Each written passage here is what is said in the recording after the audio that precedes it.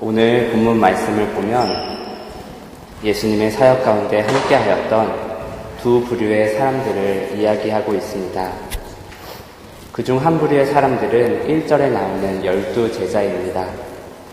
이들은 예수께서 각 성과 마을에 두루 다니시며 하나님의 나라를 선포하시며 그 복음을 전하실 때 함께 하였습니다.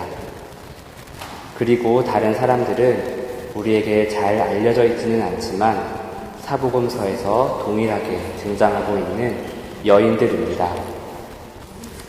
저는 오늘 우리에게 이미 잘 알려진 12 제자가 아니라 이 여인들 이야기를 드리려고 합니다. 누가는 오늘 본문을 기록하면서 이들을 이렇게 설명하고 있습니다.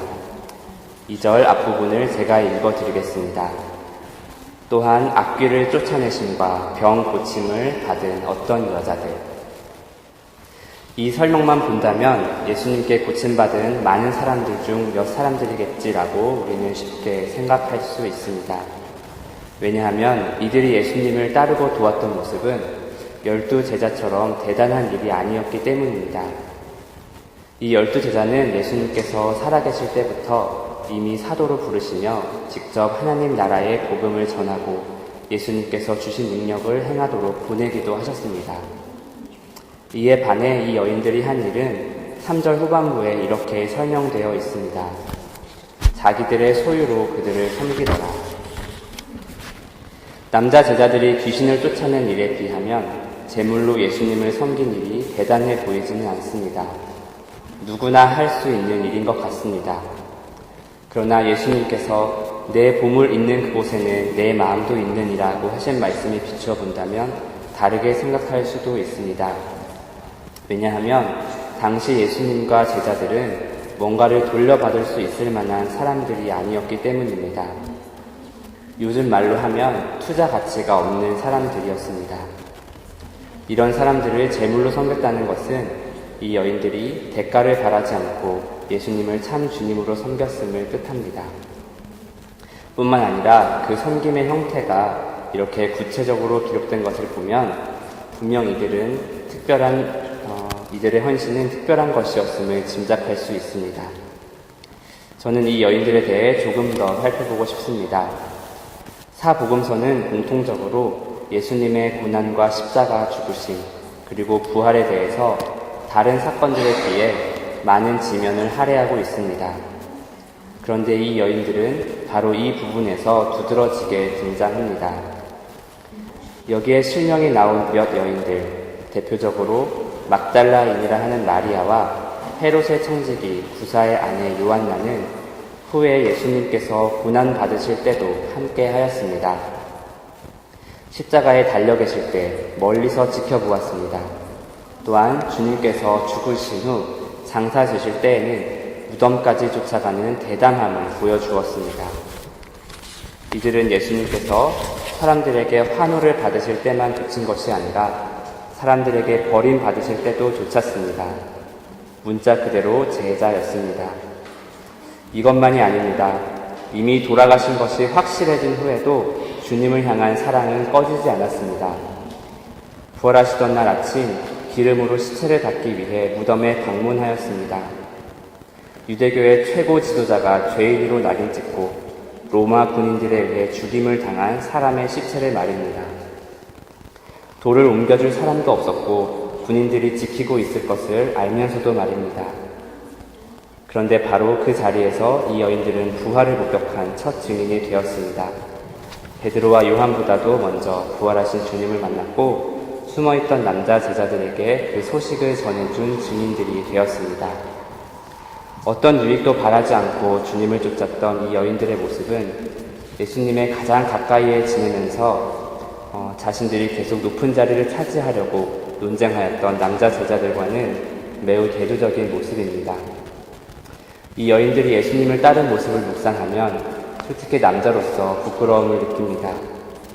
절대 배신하지 않겠다던 남자 제자들은 잡히시던 순간 도망가 버렸습니다. 여자들이 예수님의 십자가 길을 따라갈 때에 남자 제자들은 무서워서 문을 잠그고 숨어 있었습니다. 심지어 부활의 소식을 전하러 온 이 여자들을 정신 나간 사람으로 취급하기도 했습니다. 그런데 저는 주님을 향한 이 여자들의 섬김과 사랑을 묵상하다 한 가지가 궁금해졌습니다. 왜 누가는 누가복음을 쓸 때 이들 앞에 부활의 첫 증인이란 영광스러운 수식어를 붙이지 않고 악귀를 쫓아내심과 병 고침을 받은이라는 수치스러운 과거를 드러내는 설명을 붙여주었을까? 이 말씀을 조금 비꼬아서 보면 이 당시 여성들의 사회적 위치와 남자 제자들과의 긴장 관계로 이해할 수도 있습니다. 마치 여성의 공적을 의도적으로 감춘 것처럼 말입니다. 그러나 모든 복음서에 기록된 남자 제자들의 비겁함을 보면 그런 이유인 것 같지는 않습니다. 그래서 저는 이 질문에 대한 답을 구하며 3가지 정도의 이유를 묵상하게 되었습니다. 첫 번째로 이 수식어는 이들을 구원하신 예수님의 사랑이 얼마나 큰지를 나타내 줍니다. 오늘 본문 바로 앞에는 또 한 명의 여인에 대한 이야기가 있습니다. 7장 36절에서 50절 말씀입니다. 시몬이라고 하는 한 바리새인이 예수님을 초대하였습니다. 그 식사 자리에 죄를 지은 한 여자가 예수님께서 그 집에 계심을 알고 찾아왔습니다.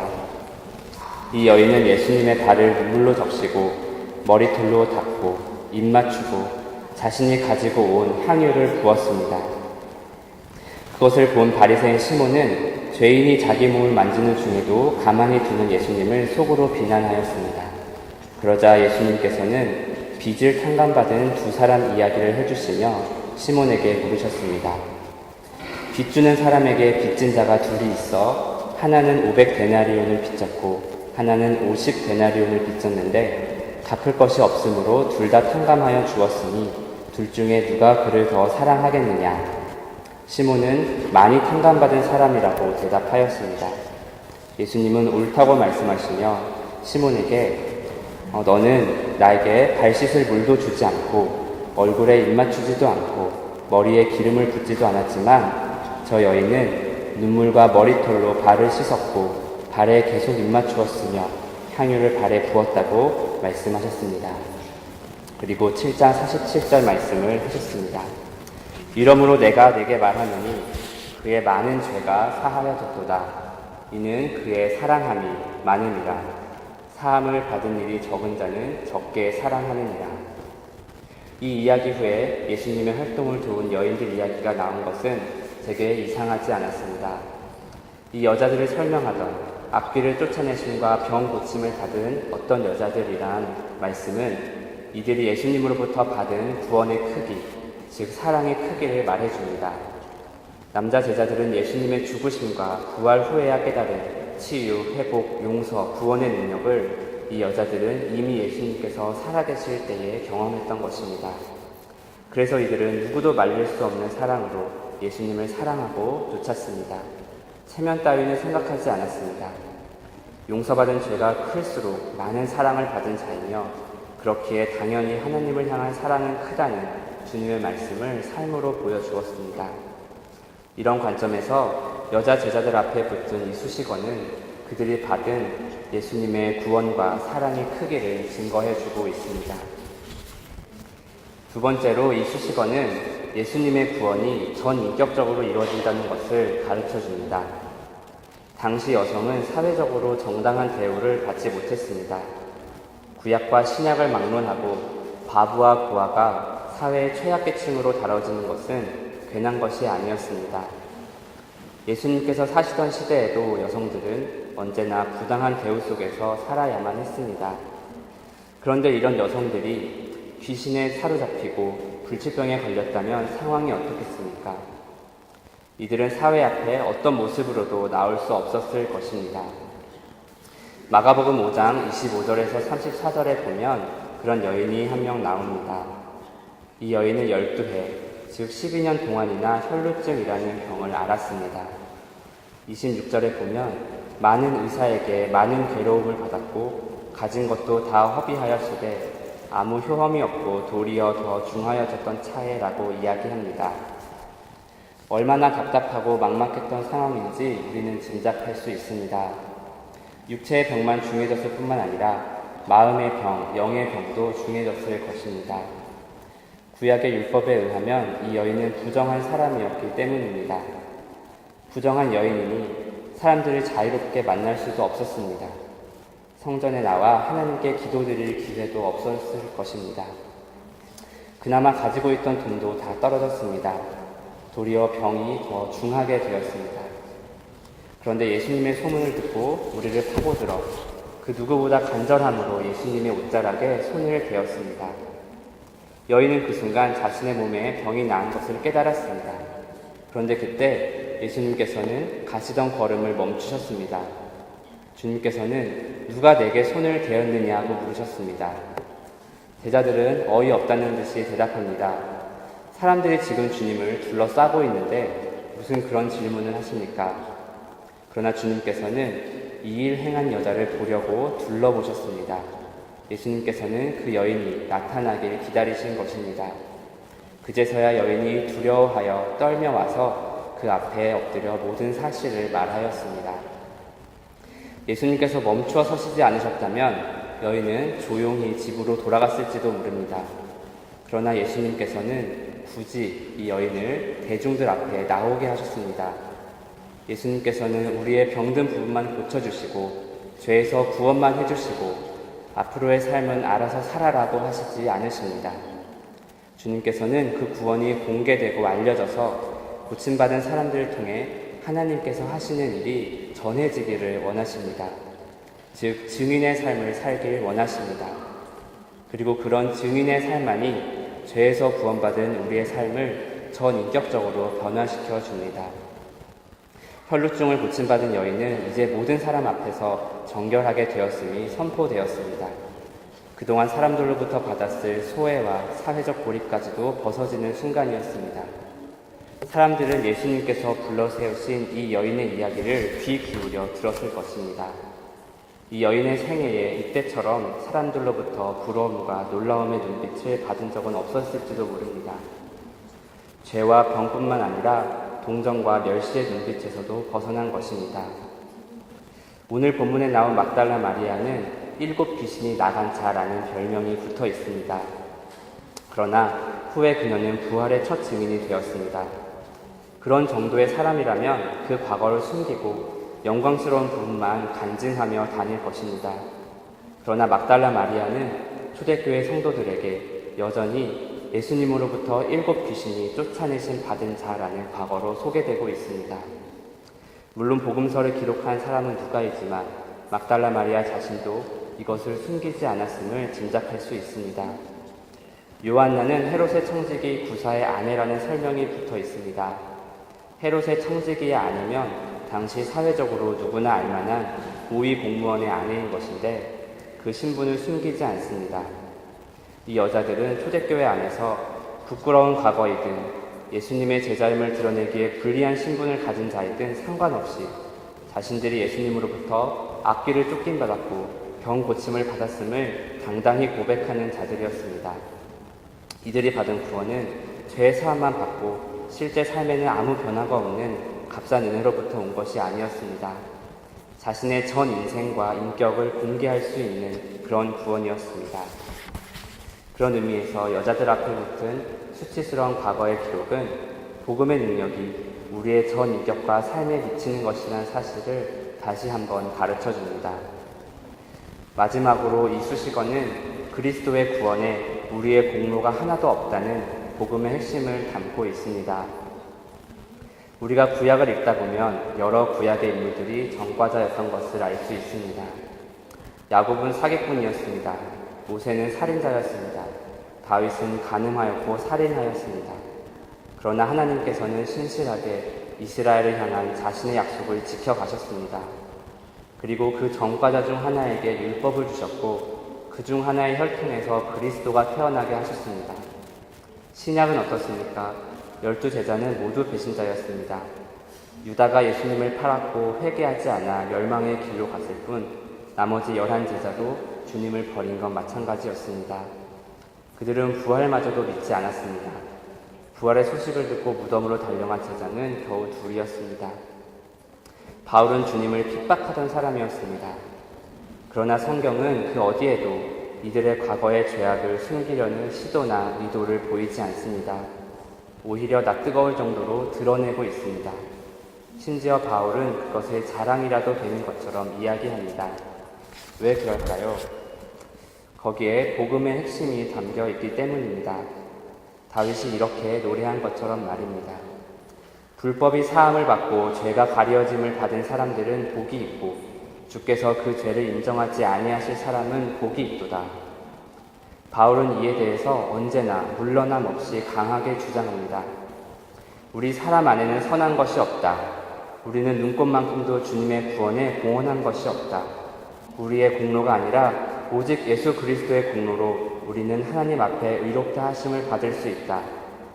바울 사도가 입이 닳도록 강조했던 바로 그 복음의 원리가 추하고 악했던 과거를 드러낼 수 있도록, 아니 드러내야만 하도록 우리에게 촉구하고 있는 것입니다. 로마서 3장 27절 말씀입니다. 그런즉 자랑할 데가 어디냐? 있을 수가 없느니라. 무슨 법으로냐? 행위로냐? 아니라 오직 믿음의 법으로니라. 고린도전서 1장 26절에서 29절 말씀입니다. 형제들아, 너희를 부르심을 보라. 육체를 따라 지혜로운 자가 많지 아니하며 능한 자가 많지 아니하며 문벌 좋은 자가 많지 아니하도다. 그러나 하나님께서 세상에 미련한 것들을 택하사 지혜 있는 자들을 부끄럽게 하려 하시고 세상에 약한 것들을 택하사 강한 것들을 부끄럽게 하려 하시며 하나님께서 세상에 천한 것들과 멸시받은 것들과 없는 것들을 택하사 있는 것들을 패하려 하시나니 이는 아무 육체도 하나님 앞에서 자랑하지 못하게 하려 하심이라. 이 자랑할 것 없는 삶에 예수님께서 먼저 찾아오셔서 우리를 구원하셨다는 사실이 정말 자신의 것이 된 사람은 자신의 과거를 부끄러워하지 않습니다. 왜냐하면 그 구원이 자기에게서 온 것이 아니기 때문입니다. 오히려 자랑 같지도 않은 이야기를 자랑합니다. 계속해서 바울 사도의 편지입니다. 우리가 이 보배를 질그릇에 가졌으니 이는 심히 큰 능력은 하나님께 있고 우리에게 있지 아니함을 알게 하려 함이라. 내가 부득불 자랑할진대 내가 약한 것을 자랑하리라. 다메섹에서 아레다 왕의 고관이 나를 잡으려고 다메섹 성을 지켰으나 나는 광주리를 타고 들창문으로 성벽을 내려가 그 손에서 벗어났노라. 오늘 소개해드린 이 여인들에게 어쩌면 부활의 첫 증인이란 수식어는 전혀 자랑거리가 아니었을 것입니다. 바울처럼 자신들이 자랑할 것은 오직 예수님께 구원받은 것 외에는 없다고 생각했을지도 모릅니다. 그리고 이들의 이 순수한 믿음을 보시고 부활의 첫 증인이 될 수 있는 복을 선물해 주신 것일지도 모르겠습니다. 주님께서 보시기에도 이 여인들은 부활의 첫 증인이 된 것을 자랑할 사람들이 아니었기 때문입니다. 그런 면에서 누가는 이 여인들의 수치스러운 과거를 있는 그대로 기록하며 그들과 우리에게 주신 복음의 핵심을 자랑한 것입니다. 말씀을 정리하겠습니다. 복음서는 초대교회 성도들에게 그리스도의 사역을 가르치고 그 말씀대로 살도록 하기 위해 기록된 것입니다. 그렇기 때문에 모든 복음서는 기본적으로 교육의 목적이 있습니다. 복음서는 교육 대상에 따라 각 복음서가 가지는 개별적 특징이 있습니다. 그러나 공통되는 한 가지 가르침이 있는데 그것은 바로 예수님은 누구시며 왜 이 땅에 오셨고 우리를 위해 무슨 일을 하셨는가입니다. 복음은 결국 하나님께서 우리를 위해 무슨 일을 하셨는가에 대한 이야기라고 할 수 있습니다. 예수님께서는 누가복음 10장에서 놀라운 능력을 경험한 후 흥분해 있는 제자들에게 이렇게 말씀하셨습니다.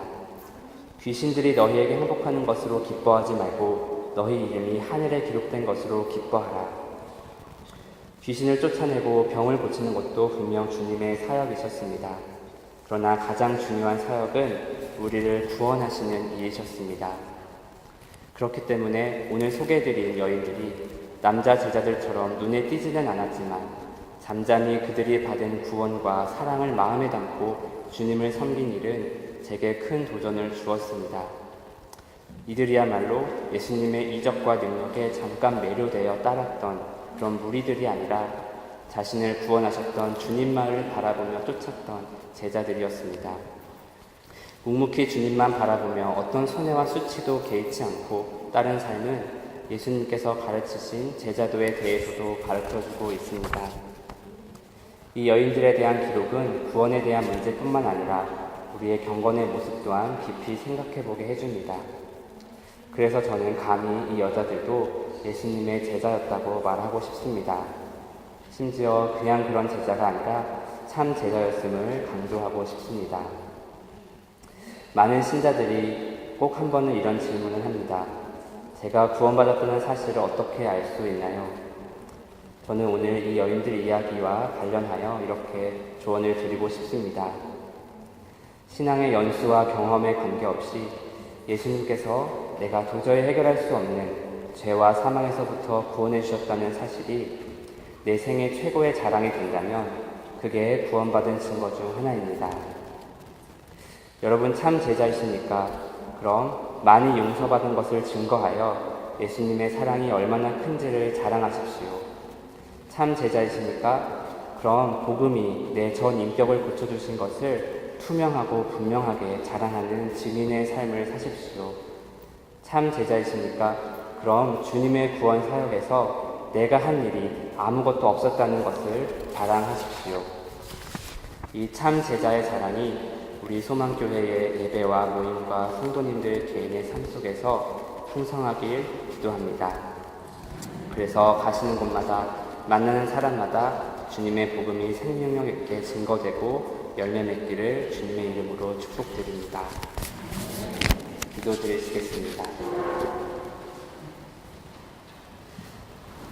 우리를 구원하셨을 뿐만 아니라 제자로 불러주신 주님, 이 영광된 복음 전파의 사역을 저 천사들이 아니라 죄 많고 흠 많은 사람에게 맡기신 비밀이 참으로 놀랍습니다.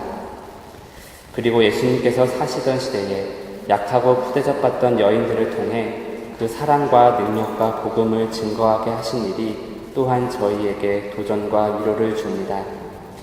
저희를 죽음과 불의에서 불러내어 주셨으니 생명과 의의 종이 되어 참 제자로 주님 가신 길 따르게 하옵소서. 세상이 우리를 거절하고 인정해주지 않는다 해도 하늘에 기록된 우리 이름을 기뻐하며 남은 삶 우리에게 주신 믿음 끝까지 지키게 하옵소서. 저희가 받은 구원만을 자랑하는 참 제자의 삶을 주시옵소서. 예수님 이름으로 기도드렸습니다. 아멘.